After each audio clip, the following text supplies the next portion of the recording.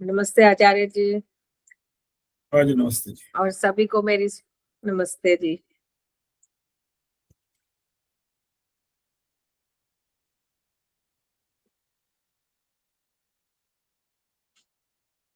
तो पहले तो आदर्श की परीक्षा शुरू करते हैं, फिर और क्या, बाकी जब तक लोग जुड़ेंगे उनके बाद में होता रहेगा वो तो।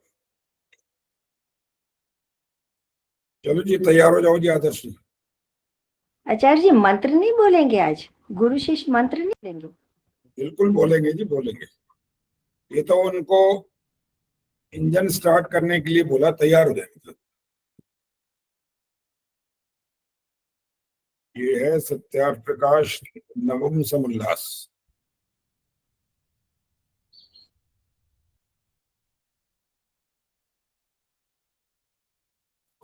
तारीख है 19/6/24।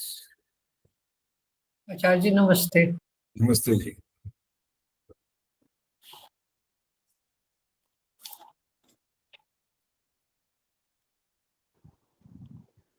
ये परीक्षा ओरल होगी या रिटर्न? कौन पूछ रहा है? रामचंद्र आहूजा। हाँ जी, रिटर्न नहीं होती जी परीक्षा, ये वाली ओरल होती है। ओरल ठीक। ओरल में ये ध्यान रखना होता है कि जब प्रश्न किया जाएगा तो उसको ध्यान से सुनना है और उसका उत्तर इस प्रकार से देना होता है जैसे हम प्रवचन कर रहे हो। प्रवचन कर रहे हो का मतलब ये नहीं है कि लेक्चर देना होता है। अर्थ ही होता है कि अगर अटकेंगे, बार बार रिपीट करेंगे, भूल जाएंगे, कुछ और इस तरह की गड़बड़ी होंगी तो उसमें अंक कट जाते हैं। शुद्ध उच्चारण नहीं होगा, मंत्र अगर कोई आ गया है या कोई छोटी सी कोई बात ऐसी आ गई जिसमें संस्कृत बोलनी पड़ जाए तो जो ऐसी गलतियां होंगी इसके अंक कटेंगे। होगी ये मौखिक परीक्षा, बस यहाँ से प्रश्न करेंगे और आपको वो सुनना है और उसके बाद उत्तर देना है। एक बार हमने रैपिड क्वेश्चन वाला भी काम किया था, आदर्श को याद है? नहीं, याद नहीं आचार्य जी।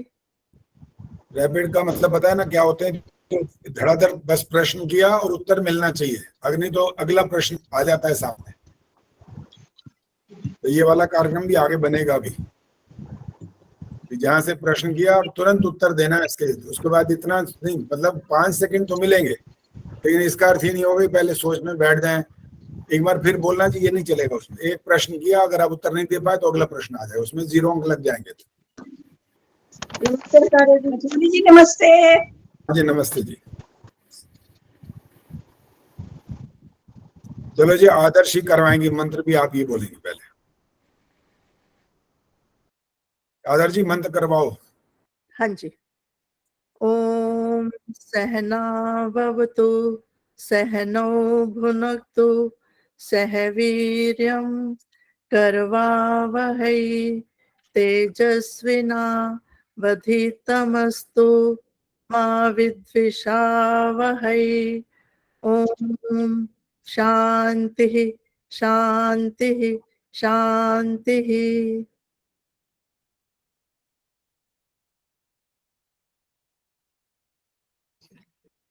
ठीक है जी, बिल्कुल ठीक बोला आपने। और आपके जो परीक्षा है वो इसलिए आज हो रही है आदर्श जी की, बाकी सब लोग सुन लें, बाकी किसी की परीक्षा आज नहीं होगी क्योंकि परसों आप बाहर जा रहे हैं। और परसों के लिए मैंने पहले भी बोल दिया, एक बार फिर बोल रहा हूँ और अंत में याद रहा तो फिर बोलूंगा। परसों के लिए लिंक मैं डालूंगा, वो आपको कल मिल जाएगा। जिस लिंक से आज जुड़ रहे हैं ये लिंक नहीं होगा, और उसमें फिर आप परसों कहीं फोन करके ये शिकायत ना करते हैं जुड़ नहीं पा रहे। जो लिंक मैं भेजूंगा कल, उस लिंक से आप जुड़ेंगे और आपकी परसों परीक्षा होगी। चलो जी, अब तैयार हो जाइए, बाकी लोग माइक बंद रखेंगे, आदर्श जी का माइक खुला रहे। और अब प्रश्न सामने आ रहे हैं, तैयार हो जाइए।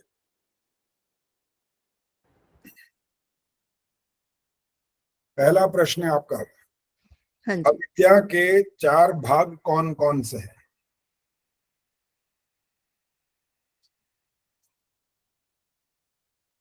अशुचि,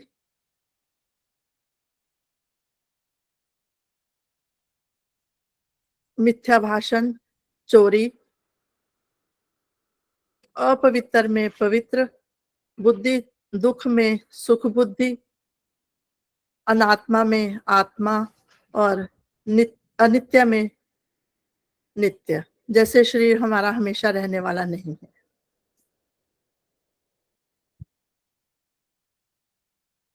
दूसरा प्रश्न, जीव ब्रह्म का प्रतिबिंब क्यों नहीं है? क्योंकि प्रतिबिंब साकार का होता है, जीव और ब्रह्म साकार नहीं है। ईश्वर सर्वव्यापक है, इसलिए भी उसका प्रतिबिंब नहीं हो सकता। हम यानी कि मनुष्य शरीरधारी है, उसका प्रतिबिंब होता है दर्पण में, उसका जो दिखाई देता है वो शरीर दिखाई देता है, आत्मा का कोई प्रतिबिंब नहीं होता।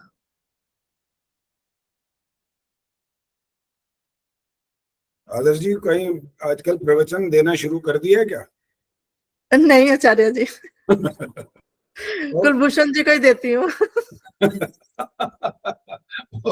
वो तो सारी पत्नियां ऐसे ही हैं, सब पत्नियां अपने पति को वो प्रवचन बड़ा अच्छा अच्छा सुनाती हैं, बढ़िया वाला। नहीं, अब उनको तो प्रवचन देते रहे, वो तो जन्मसिद्ध अधिकार है स्त्रियों का, लेकिन और जनता को भी प्रवचन देना शुरू करो। अच्छा बोल रहे हो, बहुत बढ़िया। चलिए तीसरा प्रश्न है, अध्यारोप किसे कहते हैं? अन्य वस्तु में अन्य का स्थापन करना अध्यारोप कहलाता है। जैसे गाय में घोड़े को देखना। दोनों ही पशु हैं, शाकाहारी हैं, लेकिन दोनों के गुण और पहचान भिन्न भिन्न है। आचार्य जी नमस्ते। नमस्ते जी। जीव मुक्ति से संसार में क्यों लौटता है?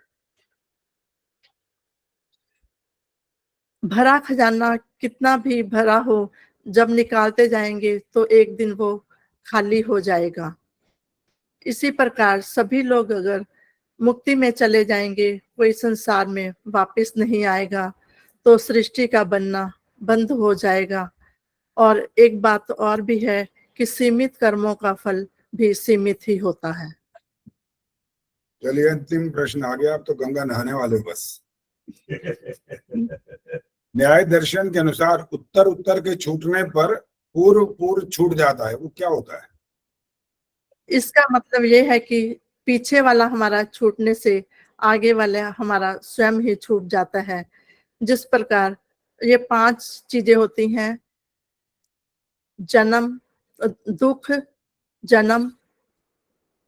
जन्म, दुख, प्रवृत्ति, दोष और मिथ्या भाषण। सबसे पहले मिथ्या भाषण छूटेगा तो हमारे दोष छूट जाएंगे। दोष के छूटने से हमारी प्रवृत्ति छूट जाएगी। प्रवृत्ति के छूटने से जन्म छूट जाएगा, और जन्म नहीं होएगा तो हमें दुख भी कोई नहीं होएगा। चलो जी, अब आप आराम से जाना, परसों मस्त होके कि भाई हो गया मेरा तो कार्यक्रम बढ़िया हो गया है, सुना दिया। आचार्य जी बहुत बहुत धन्यवाद आपका। हाँ जी, धन्यवाद जी, धन्यवाद। धन्यवाद आचार्य जी। ठीक है, धन्यवाद। चलो जी, अब हम क्या करने वाले हैं, अब आज वो चर्चा करेंगे जो अशोक गुट जी ने भी मेरे से लिखा हुआ था, पूछा है, और बाकी लोग भी इसको जानना चाहते हैं कि भाई ये क्लियर। उस दिन मैंने बता दिया था जल्दी जल्दी में, लेकिन आज एक एक चीज आपको स्पष्ट करेंगे। पहले यज्ञ की बात हो रही है, दैनिक यज्ञ की चर्चा तो करेंगे ही करेंगे, अगर समय रहेगा तो बृहद यज्ञ की बात भी करेंगे, किस विधि से आपको क्या करना होता है, वो हम चर्चा करने वाले हैं। तो आइए जरा, अगर आपको पूछना है तो आप शुरुआत करें, हाथ खड़ा करें, और नहीं तो मैं पूछना शुरू करूंगा फिर।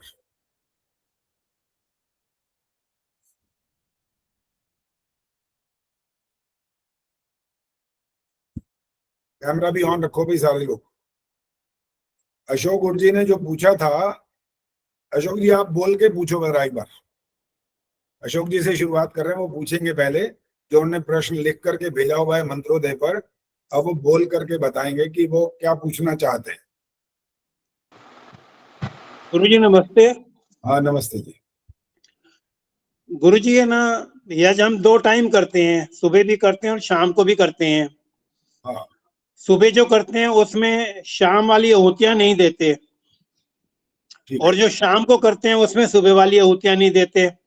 ठीक है। तो जैसे आपने बोला है कि है ना मतलब है ना हर इंसान को 32 आहुतियां देनी चाहिए, तो फिर कैसे गुरुजी है ना मतलब एक दिन में 32 आहुतियां देंगे? इस आहुतियां इसका है कैसे? ना ठीक है, जो इनका प्रश्न है और जो स्वामी दयानंद जी ने लिखा हुआ है कि प्रत्येक मनुष्य को प्रतिदिन 16-16 आहुतियां देनी चाहिए। अब इनका उत्तर देने से पहले आप जितने लोग यहाँ उपस्थित हैं, मैं आपको निमंत्रण दे रहा हूं कि आप मुझे 16 आहुतियां गिन के दिखाओ पहले। जो हाथ खड़ा करना चाहते हैं करें, 16 आहुतियां गिनवा के दिखाएं मेरे को कि आप 16 आहुतियां इस प्रकार से दे सकेंगे। देते हैं वो वाली जो मर्जी आप करते हो वो कोई बात नहीं, कोई वाली गिनवाओ, कोई बात नहीं। अगर और अभी वैसे ही मन में विचार आ रहा है कि ये ऐसे ऐसे 16 हो जाती हैं, वो बताओ। किसी भी ढंग से आपको 16 आहुतियां गिनवानी हो, बता दीजिए कौन कौन सी हैं वो 16। अभी हाथ तो कोई नहीं खड़ा हो रहा भाई, क्या बात है? अच्छा, ये कौन है? सविता। वही आप हाँ, सविता बोलेंगे पहले, सविता बोलेंगे। आचार्य जी, ये जो अग्नि वाले मंत्र है ना, अग्नि स्वाहा से जो घी की शुरू करते हैं, ठीक इससे है, लेकर के अग्नि नया सुबता राय तक 16 आहुतियां हो जाती हैं। ठीक है। और ऐसे ही शाम की भी अगर हम करेंगे तो पहले यही वाली आएंगी, फिर ऐसे ही शाम की भी ऐसी ही आएंगी। उसमें 16 अग्नि 16। मृत्यु वाले आ जाएंगी और 8 मंत्र तो वही आएंगे ही आएंगे। हाँ जी। अब मैं सविता से ही प्रश्न कर रहा हूँ, जब हम ओम अग्नये स्वाहा ओम सोमाय स्वाहा वाले मंत्र बोलते हैं तो ये आहुति कौन डालता है? यजमान ही डालते हैं जी। तो यजमान जब ये डालता है तो इसका मतलब यजमान पत्नी जो साथ बैठी है वो नहीं डालती? हाँ जी, नहीं वो तो नहीं डालते। अच्छा, अब यजमान जो डाल रहा है उसके तो 16 मंत्र हो जाएंगे आहुति वाले, ठीक है? वैसे आचार्य जी होने तो यजमान के ही चाहिए ना 16, जो यजमान कर रहा है।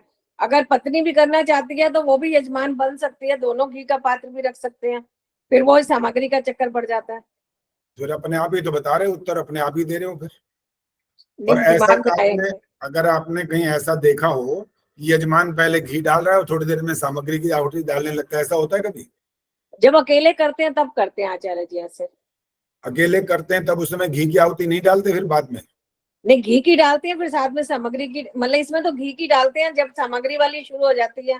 पहली तब बात तो ये है कि अकेले यज्ञ होता ही नहीं, वो अलग एक विशेष परिस्थिति है कि पति पत्नी में से कोई चला गया, दुनिया से चला गया, तो अकेला रहेगा व्यक्ति तो वो ये 2 काम यूं कर सकता है। लेकिन यहाँ पर ऐसा व्यवस्था थोड़ी दी है कि एक दुनिया से चला गया तब आपको ये वाले काम थोड़ी बताए जा रहे हैं। 16-16 आहुतियां प्रत्येक मनुष्य को प्रतिदिन देना अनिवार्य है, ये लिखा गया है। अशोक जी क्या बोलना चाहते हैं, बोलो। गुरुजी है ना मतलब है ना आदमी अकेला यज्ञ कर सकता है। जैसे है ना मैं अभी है ना गुड़गामा चला गया, मेरी पत्नी है ना हरिद्वार के अंदर, तो हम दोनों को अलग अलग ही करना पड़ेगा यज्ञ तो गुरुजी। देखो, विशेष परिस्थिति में अलग अलग करने की बात तो ठीक है, वो तो कारण अलग हो गया ना कि आप वहां हाँ जी, चले हाँ गए। जी। नहीं, आपने बोला है कि किसी का अगर है ना मतलब चला जाए तो मतलब है ना पर उस परिस्थिति के अंदर मैंने बोला जीवन ऐसे भी हो चलते- सकता है कि हम दोनों मतलब अलग अलग जगह बैठे हैं तो अलग अलग यज्ञ कर सकते हैं। वो करने में मना नहीं किया जा रहा, वो एक विशेष परिस्थिति ये भी है जो आपने बताई अभी। एक स्थान पर इकट्ठे रहते हो तो वहां इकट्ठे करना ही पड़ेगा ना। हाँ जी, तो हाँ जी। अर्थ इस बात का यही था, अलग अलग की बात तो अलग थी वहां पर कि संगतिकरण, जब देव पूजा, संगतिकरण और दान, 3 जब इसके अर्थ होते हैं तो उस तरह से संगतिकरण तब नहीं हो पाएगा जब आप अकेले काम करेंगे। विशेष परिस्थिति में बात अलग है, वहां पर विशेष परिस्थिति के लिए स्वामी दयानंद ने एक और ऑप्शन भी दे रखा है कि जब पत्नी साथ ना हो या पति साथ ना हो तो एक ही व्यक्ति एक मंत्र को 2 बार बोल करके आहुति डाल दे, ये भी कहा गया है। चलो अब ये वाली बात ना करो आगे, पहले मैं उस बात को ही पूछ रहा हूँ।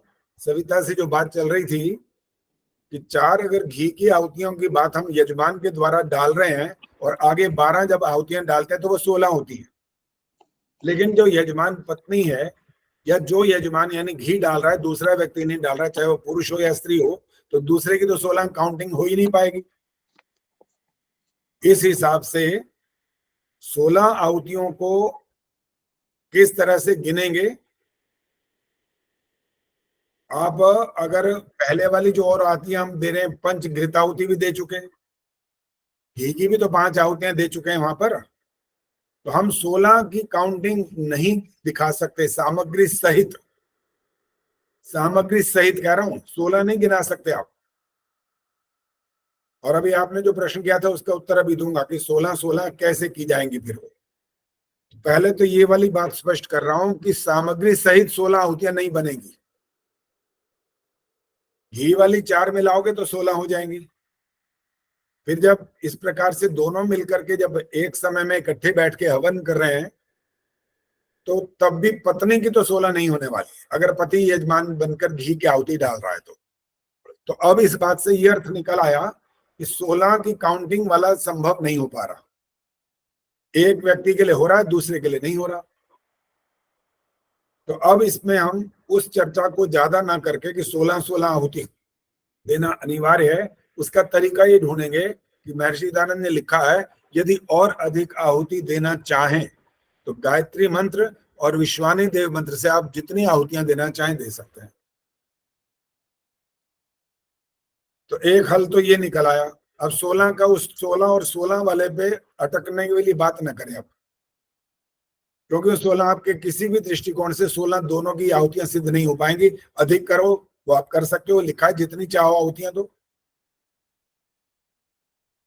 तो अब मैं वो बताने जा रहा हूं कि आपको वो चाहे वो घी वाली मिलाकर के 16 हो,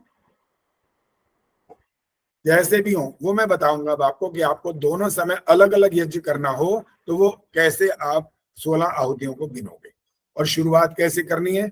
अब आराम से चर्चा होगी, ताकि उस दिन जो मैंने फटाफट सुनाया था सिर्फ कि सुन लो, नोट करना है तो करो, आज करना है तो आज आराम से नोट कर लो, आज कोई दिक्कत नहीं। सबसे पहले आचमन से आप शुरुआत करेंगे और इसके साथ साथ इसका ही भाग है वो अंग स्पर्श, यहां से आगे बात शुरू हो जाएगी। आचमन के कितने मंत्र होंगे? 3। और अंग स्पर्श के कितने मंत्र हैं? 7।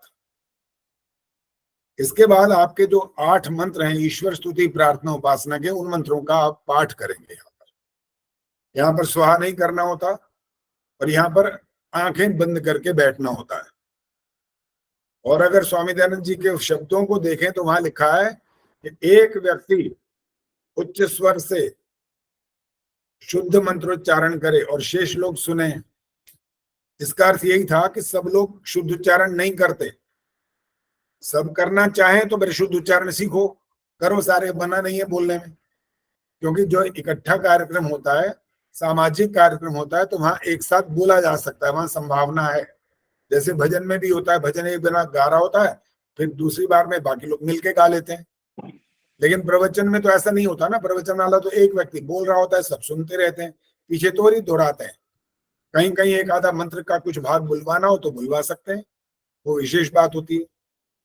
तो ईश्वर स्तुति प्रार्थना उपासना के 8 मंत्रों का पाठ होगा। इनके बाद होगा अब दीप प्रज्वलन, और मंत्र का वो पहला छोटा सा जो भाग है गायत्री मंत्र का, ओम भूर्भुवः स्वः, बस इतना बोल करके दीप जलाना होगा।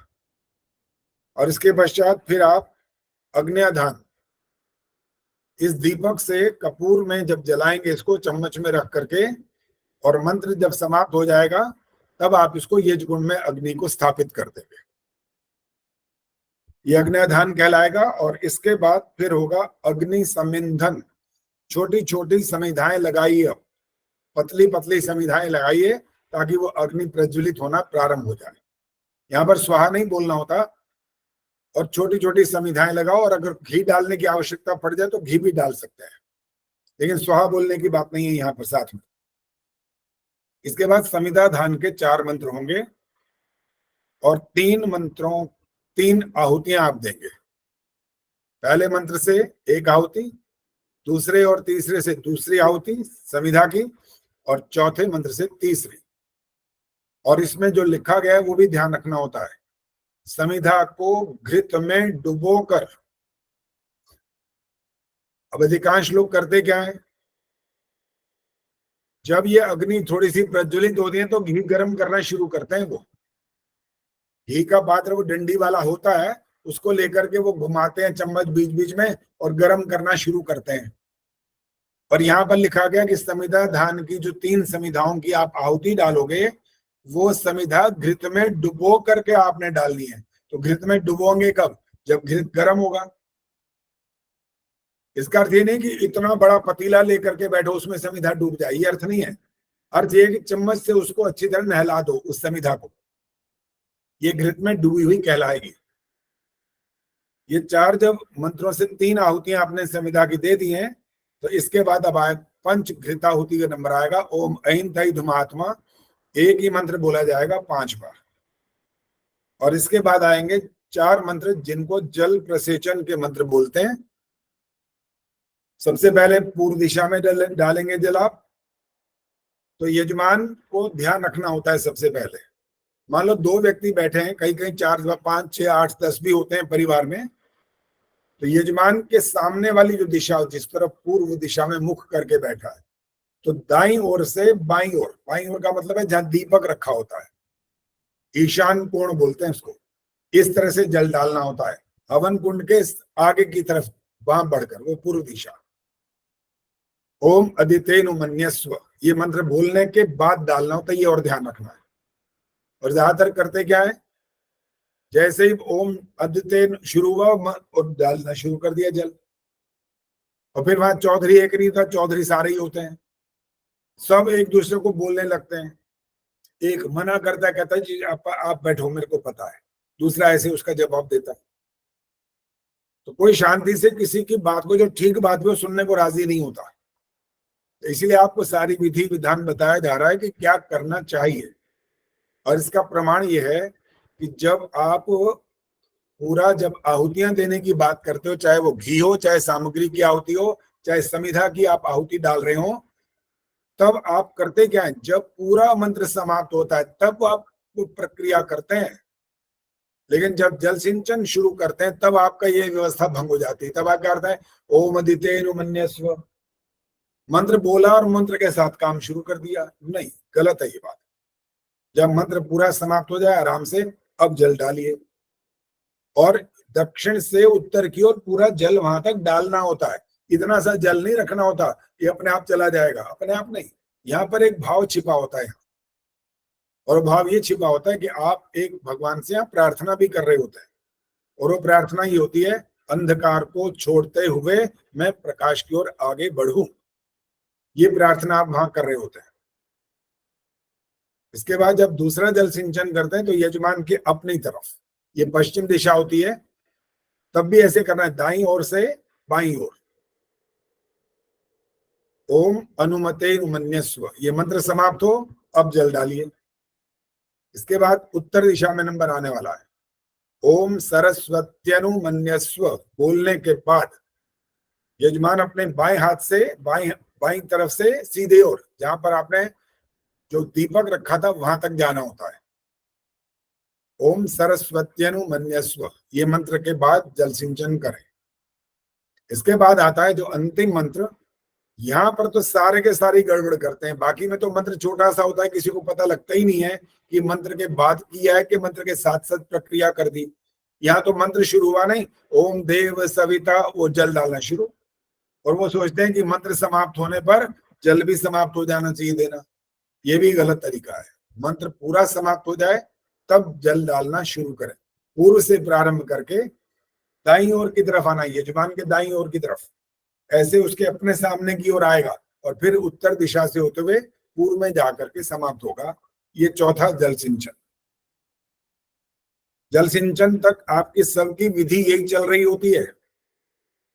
चाहे जल डालने का तरीका गलत हो वो अलग बात है, लेकिन यहाँ तक आपके मंत्र और प्रक्रिया ऐसे ऐसे चलती रहती है। इसके बाद ओम अग्नये स्वाहा, सोमाय स्वाहा, प्रजापते इंद्राय, ये भी ठीक चलते हैं आपके। लेकिन कोई कोई यहाँ पर जो तो 40-50 साल से हवन कर रहे हैं, उनको तो पता है कि ओम अग्नये स्वाहा में किस तरफ आहुति डाली जाती है। अब मैं प्रश्न करने वाला हूँ, राजश्री पटेल जी माइक ऑन करिए। ओम अग्नये स्वाहा पर आहुति कहाँ दी जाती है? राशि जी माइक ऑन करो, बोलो। नमस्ते आचार्य जी। नमस्ते, बोलिए। ओम। अपनी बाई और पश्चिम से पूर्व की ओर। हाँ, इस बाईं ओर को ऐसा भी बोलना होता है, उत्तर दिशा में, ठीक है। जी उत्तर दिशा में पश्चिम से पूर्व की ओर, यानी आगे बढ़ते हुए आहुति डालनी होती है। जी और आचार्य। इस बात का यहाँ ध्यान रखना और आवश्यक होता है। जो लोग तो कभी कभार, कभी जन्मदिन पर, कभी मैरिज एनिवर्सरी पर, या किसी और कोई कारण बनता है जिसके लिए हवन करते हैं, जब उनको कहा जाता है उत्तर दिशा में आहुति डालनी है, अपने तरफ से आगे की ओर, यानी पश्चिम से पूर्व की ओर, तो पता है आहुति कहाँ डालते हैं? जो यज्ञकुंड की लोहे की दीवार होती है ना, उसपे डाल देते हैं वो। उनको तो ये लगा ना उत्तर दिशा मतलब बाईं ओर डालनी है, तो इस यज्ञकुंड की दीवार पर डल जाती है आहुति, वहां नहीं डालनी होती है। ये उत्तर दिशा में डालनी जरूर होती है, लेकिन वो समिधाओं पर आहुति आनी चाहिए, यज्ञकुंड की लोहे की दीवार पर नहीं आनी चाहिए, या तांबे का हवन कुंड उसकी दीवार पर नहीं आनी चाहिए। माइक बंद करो, आवाज आ रही है बहुत। इसके बाद दूसरा मंत्र है ओम सोमाय स्वाहा। इंदिरा टांगरी जी बताएंगी कहाँ डालनी है आहुति और कैसे।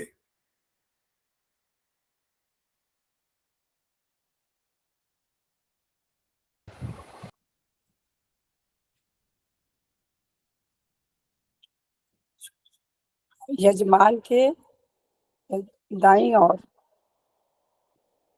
वो पश्चिम से वो पूरब की ओर, दक्षिण दिशा में। जी दक्षिण दिशा। यजमान अपने सामने से और आगे की ओर ले जाते हुए घी की आहुति डालता है। और दो आहुतियां और बची हैं, आज ये भागा आहुति। रामचंद्र आहूजा जी बताएंगे ये कहाँ डालनी होती है। माइक ऑन करके बोलिए। आहुति बीच में डाल के ऊपर ले जाते हैं ऐसे। हाँ, मध्य में हवन कुंड के डालनी, बीच में ऊपर तक मध्य ले में। जाते हैं फिर। हाँ ठीक है, जैसे यहां से ऐसे करते हैं ना, ओम प्रजापतये स्वाहा, ऐसे कह रहे हो ना जी आप। हाँ जी, हाँ ऐसे। जी, बिल्कुल। अब जब स्वाहा हुआ नहीं है और आप प्रजापति से ऊपर ले गए, तो ये तो गलत हो गया। गलत हो गया, ठीक है। तो गलत हो गया। स्वाहा पे करना है। हाँ जी, आहुति स्वाहा पर आनी चाहिए हमेशा। स्वाहा से पहले आहुति डालने का कोई उपयोग, कोई कारण नहीं है। ओम प्रजापतये स्वाहा, अगर स्वाहा के बाद अगर आप नीचे से ऊपर की ओर ले जाएं तो कोई बात नहीं। कि आप अपने आप को एक बात समझाना चाहते हैं, हमें ऊपर की ओर, आगे की ओर बढ़ना है, ऊंचाई की ओर जाना, तो कोई आपत्ति नहीं है। लेकिन अगर पहले ही प्रजापति बोलते ही आपने नीचे से ऊपर की ओर डाल दिया, तो स्वाहा पर आहुति नहीं गई है, प्रजापति पर आपने आहुति डालना शुरू कर दिया, वो दोषपूर्ण हो जाएगा। और ऐसे ही इंद्राय स्वाहा में भी यही करना है। अगर डालना है इसी प्रकार से ऊपर की ओर ले जाते हुए, तो स्वाहा बोलने के उपरांत या स्वाहा बोलते ही तब आप ऐसे ऊपर की ओर ले जाए तो ठीक है। तो ये 4 आहुतियां घृत की हो गई। अशोक जी, आपके लिए सारी बात चल रही है अभी। यहां तक ये व्यवस्था सबको पता है। इसके बाद जो है वो वाली थोड़ी थोड़ी पता है, बस वहां से आज सारी बात शुरू हो जाएगी कि 16 आहुतियों का विधान कैसे बन पाएगा। तो 4 आहुतियां ये घी की हो चुकी हैं। और आपने प्रश्न ये किया था कि सुबह वाला हवन अलग करेंगे हम, शाम को अलग करेंगे, तब क्या व्यवस्था है। वो व्यवस्था चल रही है। 4 आहुतियां घी की हो गई।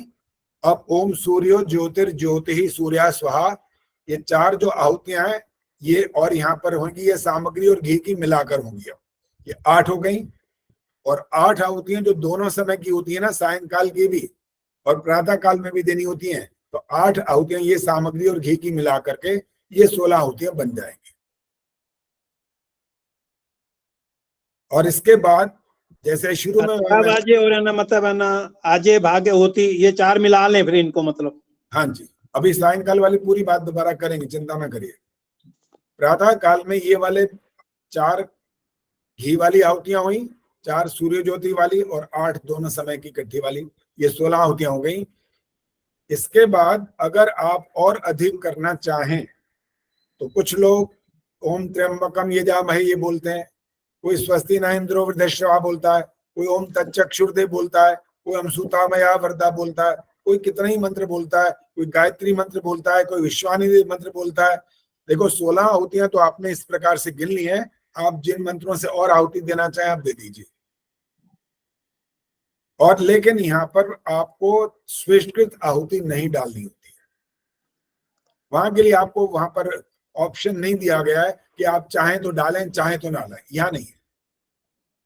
यहाँ पर आपको केवल मात्र जो घी की आहुति है वो जिसको पूर्णाहुति बोलते हैं, ओम सर्वम वही पूर्णम स्वाहा, और सत्यार प्रकाश में भी कहीं कहीं इसका विधान किया गया है और संस्कार विधि में भी लिखा है, श्रुआ को घृत से भरकर इस एक मंत्र से 3 आहुतियां देवें। बिल्कुल स्पष्ट लिखा हुआ है वहां पर। और सब लोग यहाँ पर जब बड़ा बड़ा और यज्ञ करते हैं तो सबको बुला लेते हैं, आ जाओ फटाफट, अब सबने आहुति डालनी है। सर्वमय पूर्णम स्व आप खड़े होकर के डाल रहे हैं, किसी के सिर पर गिर रही है थोड़ी सी आहुति, तो ये विधान नहीं है। सबने अपनी मन मर्जी कर रखी है, वो विधान नहीं। लेकिन अब होगी सायंकाल की बात। सायंकालीन में जो पहले आचमन की बात थी बिल्कुल वही का अशोक जी आप ध्यान देना। आचमन से प्रारंभ किया, स्पर्श हो गया, ईश्वर स्तुति प्रार्थना के मंत्र हो गए, बस अब वहां पहुंच गए ओम अग्नये सोमाये, और 4 अग्निर्ज्योतिर्जो ये वाले मंत्र, और 8 जो दोनों समय वाले थे वो अब आपकी 16 सुबह की भी हो गई और 16 शाम को भी हो गई। इस प्रकार से आपकी ये आहुतियां होंगी। लेकिन इसमें फिर भी एक बात बची हुई है कि यजमान और यजमान पत्नी दोनों की 16-16 नहीं हो सकती, क्योंकि घी एक व्यक्ति डाल रहा है, दोनों नहीं डाल रहे हैं। इसलिए वो जो मैंने बहुत चिंतन किया, एक एक चीज ढूंढ मारी, मुझे तो कहीं 16 नजर नहीं आई। अगर 5 पहले वाली मिलाएं तो वो भी यजमान डाल रहा है, वो भी यजमान पत्नी नहीं डाल रही, वो भी तो घी की चल रही है, इस सामग्री की तो वहां भी नहीं है। इसलिए 16 तो किसी आधार पर बनती नहीं है। अब लेकिन गुरुजी ये भी है ना, धारावाजे भाग होती और है ना आजे भाग होती, ये भी तो घी की है, ये कहता रहा हूँ तो सामग्री की तो नहीं है ये भी। मैं तो यही बोल रहा हूँ, ये घी की आहुति हैं। 16 आहुतियां नहीं बन सकती किसी भी तरह से। हाँ जी, बनती है क्योंकि बड़े बड़े यज्ञ के अंदर जो हमने देखे हैं, जहाँ 4 वेदों का यज्ञ होता है, मैंने किए हैं 2-4, तो उसके अंदर गुरुजी है ना, मतलब है ना, वो पूरी 16 आहुतियां नहीं होती, तो वहाँ अलग अलग करते हैं ना। इसलिए मैंने प्रश्न डाला था कि आपने लिखा है ना कि 16 आहुतियां होनी चाहिए, तो वहां पर भी नहीं थी और यहाँ पर भी जैसे आप कह रहे हो, आप बिल्कुल ठीक कह रहे हो, 16 नहीं होती। तो इसलिए जो है ना मैंने एक प्रश्न डाला था, मैंने हो सकता है गुरुजी कुछ है ना और बता दे। देखो, अगर हम घी को वो वाली 16 आहुतियों में काउंट कर लें, हाँ जी, हाँ जी, यदि कर लें, तब भी पत्नी या पति जो दोनों में से एक जो घी डाल रहा है उसकी तब उसकी तो तब भी नहीं हो पाएंगे 16। हाँ जी, इसलिए ये विज्ञान मेरे समझ में नहीं आया 16 वाला। सिर्फ ये अर्थ निकल आया कि और अधिक जितना देना चाहें उससे तो 16 से आप कितना आगे निकल जाएंगे। वो तो गुरुजी है ना, मतलब जितनी आप चाहे माला दो, चाहे 2 माला दो, कितनी है ना, वो तो आपकी इच्छा है भी है ना, मतलब ओम भूर्भुवः स्वः त्र्यंबकम से कितनी आहुतियां देते जाओ, वो तो एक अपनी इच्छा अनुसार है। आप जितना आगे देना चाहें वो दे सकते हैं। चलो शिव जी माइक बंद करिए। बहुत बहुत धन्यवाद। धन्यवाद जी। अच्छा जी, मैं कुछ कहूँ? हाँ जी इंदिरा जी बोलो। जी, मैं जब आर्य समाज के मंदिर में रेगुलर जाया करती थी, वहाँ पर उन 12 आहुतियों के बाद में, जैसे सुबह की अलग करी, शाम को हम अलग करते थे, तो उसमें वो 4 आहुतियाँ और देते थे। एक तो पूर्णमदः पूर्णमिदं इसकी, एक थी ओम वसो पवित्र मसी शतधारम इसकी देते थे, एक सुता मया वरदा वेद माता प्रचोदयन्ता इसकी देते थे, और एक शन्नो मित्र, मुझे ठीक से आता नहीं है, ये 4 आहुतियां और देते थे और उसको 16 करते थे। अगर वो स्वामी दयानंद जी के शब्दों को पकड़ करके 16 आहुतियों की बात कर रहे हैं, तो क्या आप मुझे बताओगे कि जितने और लोग हैं वो भी यही मंत्र से डालेंगे क्या? अच्छा जी, मुझे तो मालूम नहीं, समाज में हम लोग जो करते थे मैंने बता दिया। और तो मैं इसीलिए कह रहा हूँ, ये विधान नहीं है। जो अपने अपने ढंग से कर रहे हैं ना, वो तो चाहे 16 को किस तरह से गिन लें वो अलग बात हो गई। और उसके लिए तो बहुत स्पष्ट है, गायत्री मंत्र और विश्वानिधि से जितनी चाहें दे, वो तो सब कर ही सकते हैं आराम से। इसलिए 16 तो वहां काउंट करो ना, करनी है तो, और जितना देना चाहो आप करो। लेकिन किसी को ऐसा कह के मत बताओ ये 16, ये 4 मंत्र मैंने ये लिए इसलिए ये 16 हो गए, क्योंकि नहीं स्वामी वैसा तो ये नहीं बोलते थे, पर मैं ये देखा करती थी कि ये जरूर बोलते हैं। वो तो तो मैं जब कह रहा हूं, आप कोई भी मंत्र बोलो, वो बोलो, आप जो बोलने हैं आप बोल लीजिए, वो अलग बात है, लेकिन उसको 16 में काउंट मत करवाओ कि ये 16 मगर इस आचार्य जी, हाँ जी बोलो। आचार्य जी, कई बार ये ऐसे भी तो होता है कि जैसे अगर वो अग्नि स्वाहा में घी डाल रहे हैं तो पत्नी हाथ रख लेती है चम्मच को, तो वो भी पीछे से हाथ लगा लेती है। फिर एक काम करना चाहिए, रोटी खाने के समय भी यही करना चाहिए। कई बार शास्त्री जी हाथ लगवाते हैं कि मैं चम्मच जो को। मेरे प्रश्न किया उसका उत्तर दे दो बस।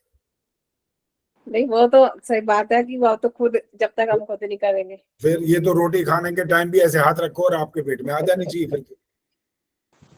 आचार्य जी कंधे वो कंधे पे भी रखवाते हैं। नहीं हो पाएगी, वो नहीं हो सकती है। मैं तो कह रहा हूँ 16 में से गिनवा दो आप, 16 आहुतियां इस प्रकार से, जो 2 व्यक्ति पति पत्नी की बात करो, चलो आज बड़े हो गए सब, वानप्रस्थ एक आश्रम घर में एक तरह से चल रहा है, बच्चे भी कोई विदेश रहता है, कोई अलग वैसे ही रहते हैं, तो आप 16 आहुतियां गिनवा के दिखाओ मेरे को, दोनों की हो जाए। जो ऑप्शन है उसको छोड़ दो, लेकिन विधि में दिखा दो कि 16 आहुतियां इस प्रकार से सिद्ध हो जाएंगी। आप नहीं कर सकते ये काम, आपने तो खोजबीन कम की होगी, मैं तो बहुत ज्यादा कर चुका हूं, इसलिए वो चर्चा ज्यादा नहीं कर सकते अब कि 16 की कैसे होंगी। आपकी इच्छा पर बाकी छोड़ दिया, आप जितनी आहुतियां देना चाहो दे दो। हाँ जी आचार्य जी पूर्णमदा पूर्णमिदम वाला मंत्र भी बोलते हैं? नहीं, दैनिक यज्ञ में भी नहीं बोलते वैसे तो, और जो वहां पर है वहां भी बोलते तो नहीं है, लिखा हुआ नहीं है, लेकिन बोल लेते हैं लोग। विधि में आता नहीं है, लेकिन उसको एक प्रक्रिया ऐसा बना देते हैं उसके माध्यम से कि हम अब पूर्णाहुति की तरफ बढ़ रहे हैं। हाँ जी, और जी सुषमा सरदाना जी, मैं एक बात पूछना चाह रही हूँ कि जैसे समाज में देखते हैं कि अब वो आचमन मंत्र में, अभी वो आचमन का शुरू ये होता है तो जल पहले ही पी लेते हैं, अंग स्पर्श ओम होता नहीं है, उनका क्रिया पहले शुरू होती है, तो मंत्र के बाद करना चाहिए ना? देखिए अब यहाँ से देख लीजिए, ये आप हाथ दिख रहा है अभी जी। ओम अमृतो वस्त्रणमसि स्वाहा, ये होता है तरीका। ठीक है। स्वाहा बोलने के बाद जी, क्योंकि यहाँ पर संबंध मुंह से है इसका, जो आचमन आपके मुंह में जाना है, जी। तो यूं करके स्वाहा ऐसा थोड़ी कर सकते हो, स्वाहा तो पूरा ही बोलना पड़ेगा पहले। लेकिन जी। जब यज्ञ में आहुति दी जाती है सामग्री या घी की, वहां स्वाहा पर आप आहुति डाल सकते हैं, ये थोड़ा सा फर्क है बस। और अंग स्पर्श में भी तो ओम वाक बोलने के बाद ही स्पर्श करना चाहिए कि वाक ओम वाक बोलते नहीं है, वाक नहीं है, ओम आस्येस्तु। हाँ जी, हाँ जी, और यहाँ होता है, ये यहाँ नहीं होता, जी यहाँ नहीं होता, जी, और यहाँ लगाना चाहिए नीचे की तरफ बस। नीचे, ठीक ठीक। ओम वांग आस्येस्तु अब आना चाहिए, ओम नसोर में प्राणोस्तु बोलने के बाद हाथ उठाओ। ठीक, यही पूछना चाह रही, कंफर्म कर रही थी, मेरे को ऐसे ही पता था, लेकिन समाज में हम देखते हैं वो ओम बोलते हैं, उनका आगे का कार्यक्रम पूरा शुरू हो जाता है। हाँ जी, अब वो नसोर बोला, अक्षुर बोला, कुछ पता नहीं है, उनका शुरू हो जाता है। ओम अरिष्टानि में अंगानी तनुस्तन वामे, ये क्या हो रहा है मुझे समझ नहीं आती, किसी को ये पता ही नहीं है कि भाई प्रक्रिया कब करनी चाहिए। जी, बाकी मंत्रों में जब पता है ये वाली बात, तो अंडरस्टूड समझ लो ना किसी बात को। तो जब स्वाहा पर आहुति देते हो तो ऐसे ही मंत्र समाप्त होने के बाद प्रक्रिया करो ना, पहले कैसे कर रहे हैं? जी, लगभग हर आर्य समाज में ऐसा होता है। कुछ हाँ हमारे, मैं तो गिने चुने लोग होंगे जो इस बात को ठीक से समझ गए हैं कि प्रक्रिया बाद में होती है जब मंत्र समाप्त हो जाए, अन्यथा सब साथ साथ शुरू कर देते हैं। हाँ जी, जी। हाँ जी, संतोष नंदवानी जी। नमस्ते आचार्य जी। हाँ जी, नमस्ते जी, बोलिए। ये जो हम रविवार को करते हैं यज्ञ, उसमें पवमान आहुतियां, आज्याहुति मंत्र और अष्टाहुति मंत्र जो है, 8 तो पवमान वाले हैं, इनमें तो कहते हैं कि खाली घी डालो, और जो अष्टाहुति जो 8 है, इसमें कहते हैं कि 4 में घी डालो और 4 में सामग्री डालो। वहां लिखा है 12 की 12 आहुतियां आज्याहुति हैं सारी, घी वाली को सामग्री की कोई नहीं है। सामग्री नहीं डालनी, ना घी डालना है। घी आज मैंने घी होता है। घी डालना सब में। हाँ जी, अभी मैं वो प्रक्रिया बोलने वाला हूँ, अभी जो बृहद यज्ञ की ना शुरू करने वाला हूँ कि इसको करना कैसे होता है। हाँ जी, इसमें भी विधि विधान अलग अलग चल रहे हैं, कोई कहीं शुरू करता है, कोई पहले सूर्य ज्योति डालता है, कोई इसके बाद डालता है, पता नहीं कहाँ कहाँ कैसे कैसे करते हैं। अलग अब मैं अलग बता सब। रहा हूँ, अब और सुन लीजिए कैसे करना है। अंग स्पर्श आचमन, अंग स्पर्श से लेकर के आपके आज्य भागाहुति तक तो वही की वही हुई जो दैनिक यज्ञ में होता है। अब इसके बाद क्या होता है, व्याहृत आहुति शुरू होती है। ओम भूरग्नये स्वाहा, यहां से और कहां तक जाएगा, ओम भूर्भुवः स्वरग्नि वायवादित्येभ्यः स्वाहा इदमग्नि वायवादित्येभ्यः इदं नमः। ये घी की आहुति हो गई। अब इसके बाद जो है ना वो आज्य आहुति ही लिखा है 12। ओम भूर्भुवः अग्न स्वा अग्न आयोंक्षी वाले, ये 4 मंत्र ये वाले हैं।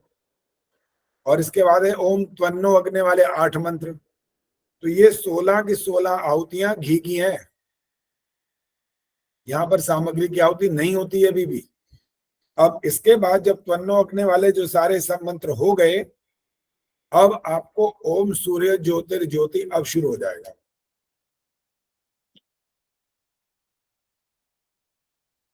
और आप सायंकाल वाले भी जैसे अगर करोगे तो जिस पहले विधि बता चुके हैं प्रातःकालीन वाली, वो सारी यहां से जोड़ दीजिए।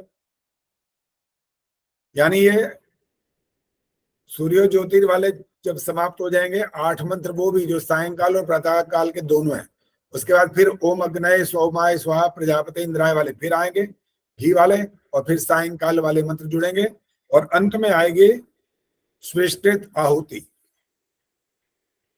और स्विष्कृत के बाद आएगी मौन आहुति, और मौन आहुति के बाद पूर्ण आहुति समाप्त।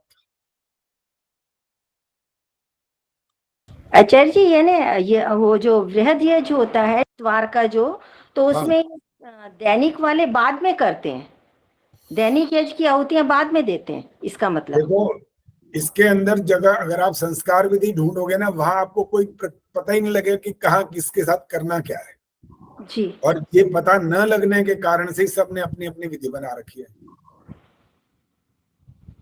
अब कोई ये कहता है कि दैनिक यज्ञ जब करना है और आज हम बृहद यज्ञ कर रहे हैं, तो दैनिक यज्ञ वाला कृत्य पहले करो ना, बृहद यज्ञ वाला पहले क्यों पूरा खत्म करके फिर दैनिक यज्ञ वाला शुरू कर रहे हो।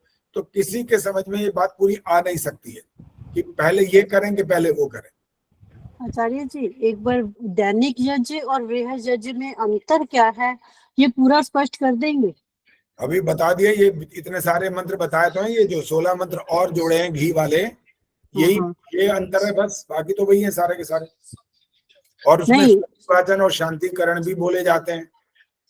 सिर्फ मंत्रों का अंतर मानेंगे बस, या कुछ खास फर्क है दैनिक यज्ञ में और वृहद यज्ञ में? और खास किसको बोलते हैं बताओ, खास में माने क्या चीज होती है फिर? माने जैसे कि स्पेशल डे पे करते हैं, या वो स्पेशल डे वाले मंत्र अलग होते हैं। जन्म दिवस हो गया वो अलग है, विवाह वाला आपका है, एनिवर्सरी वाला वो अलग है, और आपके संस्कार तो सारे ही अलग अलग हैं। वहां तो एक जैसे मंत्र है ही नहीं कहीं भी। नामकरण अलग है, अन्नप्राशन अलग है, निष्क्रमण अलग है, सारे मंत्र अलग अलग है हर जगह पर। आचार्य जी। हाँ जी बोलो। आचार्य जी हाँ, ये जो है पूरा दैनिक यज्ञ करने के बाद ही आज्य आहुति के मंत्र बोले जाते हैं। कौन से यज्ञ की बात? को छोड़ के दोबारा आहुति वाले तो 4 मंत्र है ना, घी वाले पहले देते हैं, ओम भूर्भुवः स्वः अग्नायुषी। और फिर उसके बाद त्वन्नो वाले, ओम त्वन्नो अग्नि वरुणस्य विद्वान देवस्य हेडो। तो फिर ये 8 मंत्र ये हैं, तो ये सारे के सारे बाद में बोले जाते हैं पूर्णाहुति से पहले। पूर्णाहुति से तो पहले बोले जाएंगे तो सिंपल है, लेकिन ये नहीं बताना किसके बाद और किससे पहले, ये तो बोला ही नहीं। पूर्णाहुति से पहले तो सारे मंत्र ऑटोमेटिक बोले ही जाएंगे। नहीं, पूर्णाहुति से पहले ये मंत्र दैनिक यज्ञ करने के बाद बोले जाएंगे ना। अच्छा ये कह रहे हो ओम सूर्य ज्योति वो पहले बोलने चाहिए, ये कह रहे हो? हाँ जी। अभी मैंने ये बोल दिया आपको कि हर आर्य समाज वालों ने अपना अपना हिसाब बना रखा है। कोई आपके पास संस्कार विधि को देख करके ये प्रमाण नहीं मिल पाता कि कौन से पहले होने चाहिए, कौन से आचार्य जी बाद में ही बोलते हैं ये आज्याहुति वाले मंत्र। इस बारे में बहस और प्रश्न नहीं करना, क्योंकि मैंने कहा ये सब अपने अपने ढंग से करते हैं, कौन किसको समझाएगा बताओ, कैसे बताएगा, कौन मानेगा, कौन मानेगा ये बताओ, कोई मानेगा भी सही? इतनी बात आपस में ही एक दूसरे को नहीं मनवा सकते हैं, आपस में ही एक दूसरे को नहीं मनवा सकते। इतनी बात भी कोई मानने को तैयार नहीं है कि आचमन जब मंत्र समाप्त हो जाए तब जल पीना, कोई मानने को तैयार नहीं बैठा। आप तो विधि की बातें करे जा रहे हो, कोई नहीं मानते। तो इस बारे में बहस क्यों कर रहे हैं हम? नहीं मानते वो तो कह चुके हैं हम, फिर उसको दोबारा मुझे क्यों बता रहे हो? वो तो पता लग गया कोई मानता नहीं है। लेकिन कितने मंत्र होते हैं, आगे पीछे कौन बोलेगा, कैसे बोलेगा, ये मेरे बस की बात नहीं है ये। और ये जो विधि की बात है इसका एक तरीका है, और था भी सही और हुआ भी था, लेकिन उसके बावजूद भी आर्य समाजों ने उसको माना नहीं, स्वीकार नहीं किया। सन 1955 में एक धर्मार्य सभा बनी थी जिसमें आचार्य विश्वश्रवा व्यास, इनका नाम मुझे याद है, बाकी 3, 4, 5 विद्वान और थे, वो इसके समिति के सदस्य थे। और उन्होंने मिलकर के एक निर्णय बनाया था कि ये विधि रहेगी, दैनिक यज्ञ की ये विधि होगी और बृहद यज्ञ की ये विधि होगी। किताब छपाई, सार्वदेशिक धर्मार्य सभा से वो स्वीकृत हुई, आर्य समाजों में भेजी गई, उसके बाद भी लोगों ने उसको नहीं माना। क्या इलाज है बताओ? अब सभा की बात ही कोई नहीं मान रहा तो मेरी और आपकी क्या कहानी है फिर? आप अपने व्यक्तिगत घर में स्वतंत्र हो ना बस। तो व्यक्तिगत को मैंने आपको बता दिया कि वो इस प्रकार से आप 16 अगर गिनना चाहो तो ऐसे ऐसे कर सकते हो, फिर भी दोनों की 16 नहीं गिन सकते आप। फिर भी अलग अलग दोनों समय करना, तो एक की तो 16 गिन लो कम से कम। फिर